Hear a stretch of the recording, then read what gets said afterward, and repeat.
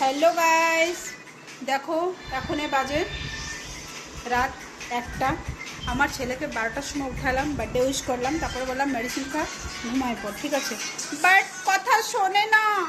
এই দেখো তারপরে কি করে, ওর সাথে ওর বন্ধু শুভা କ'ଣ ହେଉଛି ଏଇଟା, ଖାଲି মোবাইল মোবাইল মোবাইল। ଏବେ ଶୋଇପଡ଼, মেডিসিন খাইছো শোইপড়ে, একদম কথা শোনে না। বন্ধুরা দেখো খালি মোবাইল টিপছে বলে বার্থডে আমার সবাই উইশ করে, ওদের থ্যাংক ইউ বলা লাগবে। তো রাতভর বসে থ্যাংক ইউ বলবি?